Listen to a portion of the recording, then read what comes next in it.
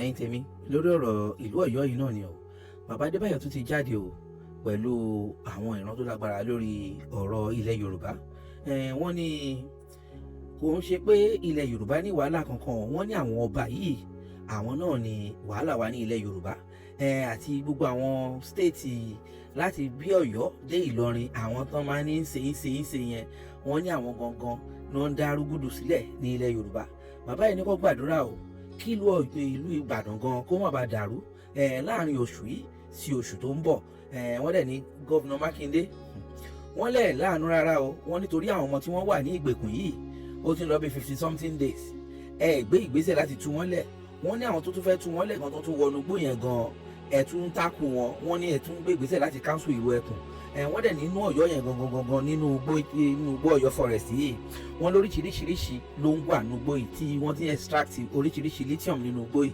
bàbá yìí gan testify pé láti ọjọ́ tó ti pẹ́ kan ni wọ́n ti ń wà wọ́n níṣẹ́ rí pé Amẹ́ríkà gan wọ́n fi Nàìjíríà lẹ̀ wọ́n ní kí ìdí tó fi Nàìjíríà lẹ̀ nígbà tí Tinubu gan gbà fún wọn láti máa kó ohun àlùmọ́nì wa bàbá yìí wá dìde o wọ́n ní tí àwọn pásítọ̀ tó kù tí wọ́n bá refuse láti lè la kíní ìmọ́lẹ̀ kan sojú abẹ níkó wọn làwọn máa sojú abẹ níkó bàbá Tinubu wọ́n ní kẹ́ pín orílẹ̀-èdè yìí pé tẹ́ bá pín òní àlàáfíà máa tó dé bá wa àìpín orílẹ̀-èdè yìí kò lè sí àlàáfíà kankan rárá a kò lè máa gba àdúrà ní bàbá yìí ní kò lè sí àlàáfíà ṣùgbọ́n ibi tí àlàáfíà ti máa jọba ni pé kàn pín orílẹ̀-èdè ẹ wò ẹ wá nǹkan fìdílé nǹkan.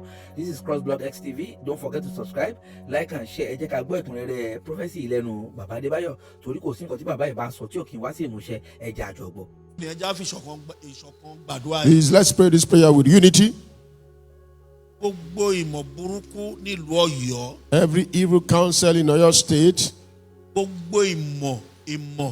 every counsel, Yoruba race, these are our race, this is our generation is wicked. We're wicked. We're very wicked. This generation is wicked. This race is wicked. Your leaders are not good people. I don't know how God had mercy on them. Our leader ain't a problem. Our politician ain't a problem. The leaders, the politicians are the problems. Leader, politician, leaders, Oba, the politicians, the kings. I want a problem. They are the problems we have in this nation. The kings, our politicians, the politicians, the senators, the governors, our ministers, the ministers. I want a problem. They are the problems we have in this nation. There is nothing disturbing this race, this generation. They are our problems. Write this down. You pray that there will not be chaos in Ibadan. Write it down. From this month to next month, you see it. You see that they will enter into their. In fact, Yoruba buru. So generally, kako gbogbo àwọn ìṣe yẹn àwọn burú àwọn Ọ̀yọ́ lọbẹ yẹn ẹnu mi gbà láti sọ àwọn ló ń da ilẹ̀ Yorùbá rú. From Oyo town, they are the one disturbing the Yoruba race. Àwọn ló ń da ilẹ̀ Yorùbá rú. They are the one disturbing the Yoruba race. Ìran tó kù ṣọ̀kan. Others are united. Àwọn problem ta ni àwọn mi ṣe dé lọrin àwọn ní dalẹ̀ Yorùbá. From that side to Lord's side, the one disturbing the peace of Nigeria. Please, I beg you, help me to pray. Kò sí àwọn tó ń fẹ́ fi kó bá àwọn tó kù díẹ̀ káàtó àwọn aláìlágbára. It's the less privileged, the less powerful that they want to use this to affect. Governor of your state, yóò dá o. The governor of your state, you are not good.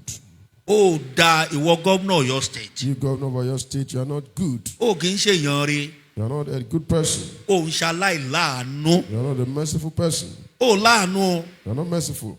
Kó o máa gbọ́ mi, ó láàánú Hear me well. You're pọ̀. not merciful at all. Kí àwọn ọmọ wà nù igbó. For children to be in the forest Láì mòye ọjọ́ yìí. for days. Àwọn kan ní solution lọ́wọ́. Some people have the solution, Ó dẹ̀ fún wọn láàyè. and you're not giving them. Ó tún wá the sọ jáde opportunity. pé ó cancel ìrù ẹkùn. And you're not saying you are counting those forces. Má kú òun post yẹn jókòó síbẹ̀. Don't leave that position as the governor. Be there. Wọ́n rí àṣírí bí wọ́n ṣe ń wú resources. Wọ́n rí àṣírí. They've seen the secret of Mo how ti ń gbúrò bẹ̀yẹn ń sìn they are etí mining ni. resources. I've heard of that place. Etí since náà ti ń 80s. wa gold. Tẹ́mi ti mọ̀ tán ń wa gold ń bẹ̀. And they've been mining gold in that place.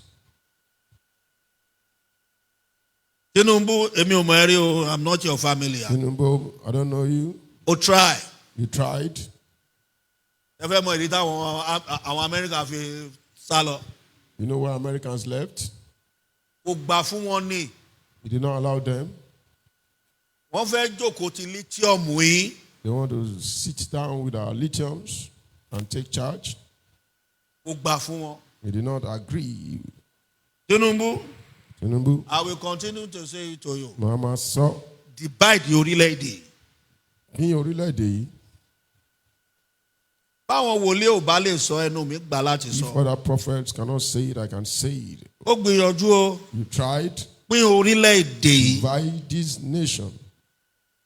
Lórí gbogbo àwọn tó yí ọ̀gá yẹn wọ́n ń ṣe èèyàn o. You see those that surround you, they are not good Pín people. orílẹ̀-èdè yìí. Divide this nation. Ẹni jẹ́ gbákejì ẹ má dára dé o. Don't rely on your second in command.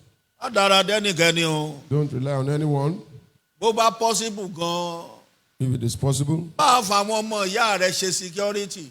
use your families as your security. Tó bá possible officers. fún ẹ lọ gba àwọn security láti Israel. If possible, get security from Israel.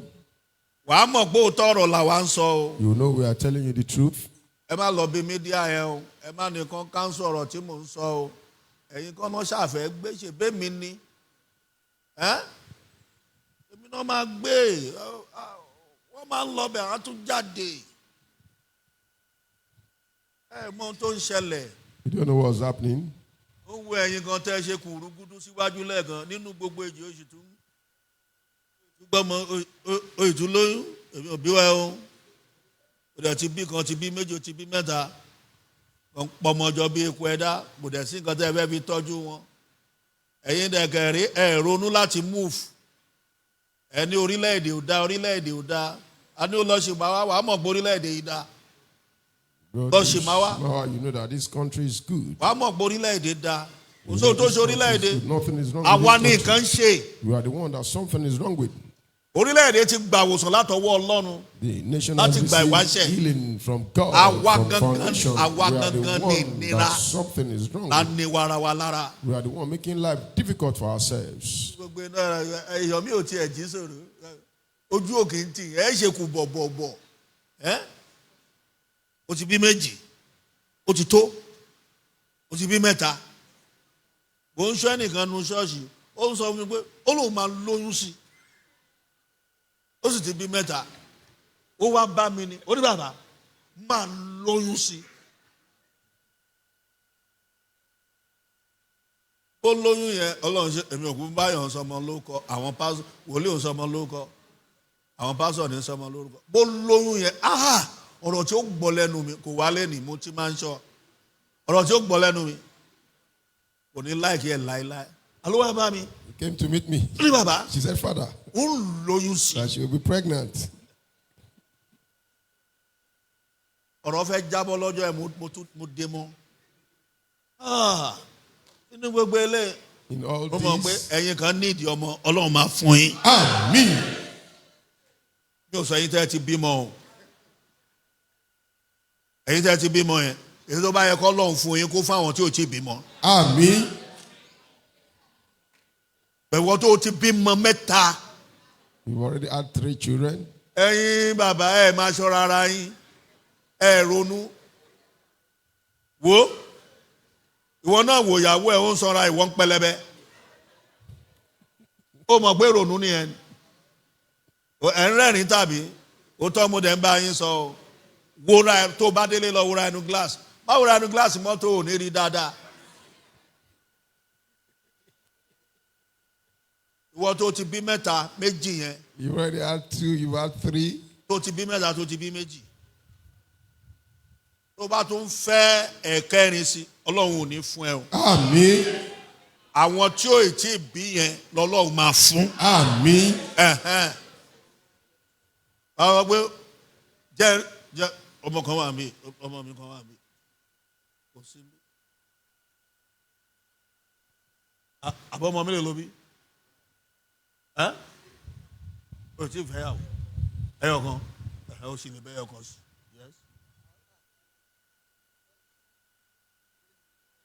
mélòó ni 4 má kọjá yẹ o. gbogbo ẹ̀ jẹ́ ń wojú olúwa ẹ̀ lọ́lọ́run máa fún lọ́mọ. Àmín. ìwọ tó ṣàmì tó ti bí mẹ́ta mẹ́rin tó bá tún ṣe àmì.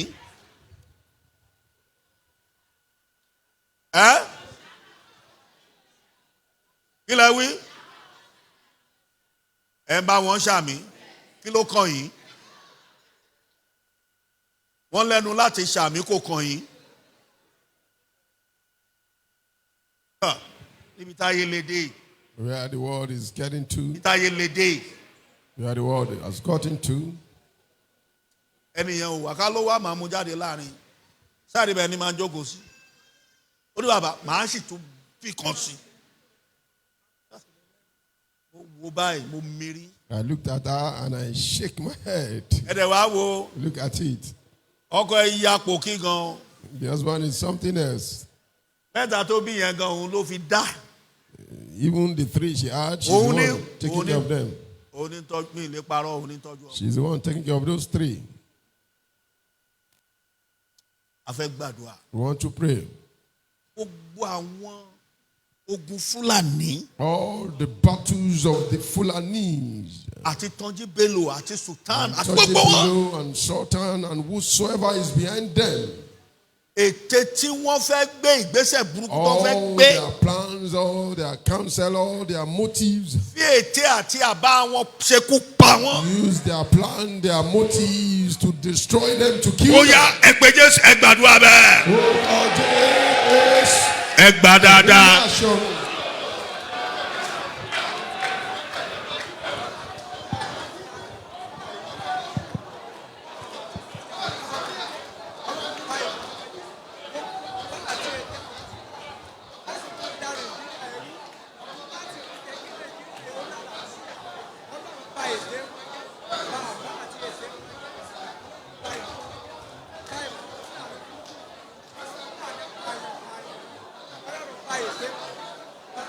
Gbà dáadáa.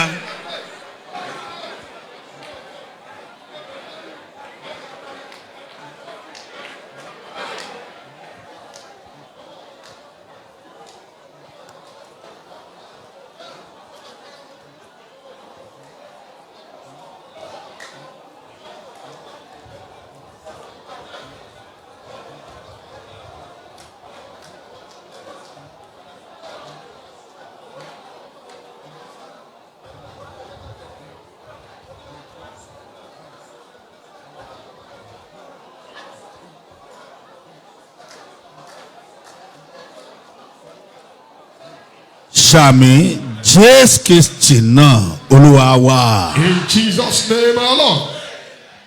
Bá a sàmì orúkọ Jésù. Amen. Ìlú Èkó yìí. Lagos State.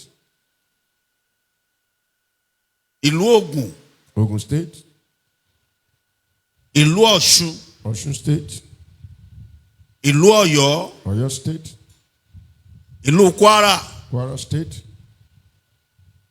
Ìlú Ondo State. Ondo State. Ìlú Kogi. Kogi State. Ìlú Edo. Edo State.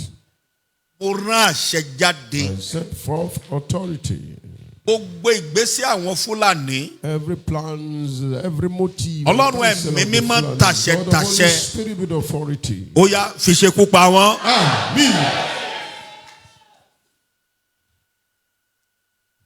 ìmọ̀ tí wọ́n gbé kalẹ̀ yìí ẹ̀mí máa fi run wọ́n. Àmín. Àtàwọn òyìnbó tó ń tì wọ́n lẹ́yìn. With the wives backing them up. Àtàwọn ọba wọn. With their kings. Àtàwọn tó pera wọn ní alágbára tó ń tì wọ́n lẹ́yìn. Tí wọ́n Tí pera wọn lólóṣèlú. Ẹ̀mí mímọ́ ń ṣekú pa wọ́n. Àmín. Gbogbo àwọn jẹgúdújẹrá orílẹ̀-èdè yìí tí wọ́n ń pa àwọn ènìyàn bí ẹni ń pẹran tí wọ́n ń ta ẹ̀jẹ̀ sílẹ̀. Ẹ̀mí mímọ́ ń ṣekú pa wọ́n. Àmín. Orílẹ̀-èdè Yorùbá jẹ́ wà lálàáfíà. Àmín. Orílẹ̀-èdè Niger Delta, Middle Belt, Yibo jẹ́ wà lálàáfíà. Àmín. Orílẹ̀-èdè Haúsá jẹ́ wà lálàáfíà. Àmín. Gbogbo aládùá àwọn Haúsá yẹn Olúwa jà fún wọn. Àmín. Gbogbo ìran àwọn èèyàn burúkú ìjẹ́ ó parẹ́. Àmín. Ìran àwọn èèyàn tí ń tẹ̀jẹ̀ sílẹ̀ lórílẹ̀-èdè ìjẹ́ ó parẹ́. Àmín. Àwọn tí ń sọ̀pọ̀tì wọn jẹ́ kó parẹ́. Àmín. Ṣàmì jẹ́ kó parẹ́. Àmín. Ẹ̀mí mímọ́ gbè wá ń jà. Àmín. Ẹ̀mí mímọ́ gbè wá ń jà. Àmín. Ẹ̀mí mímọ́ gbè wá níjà. Àmín. Mú kí àlàáfíà jọba. Àmín. Ọlọ́run mo bẹ̀ ọ́, mú kí àlàáfíà jọba. Àmín. Ògo ni forúkọ Olúwa. Hallelujah.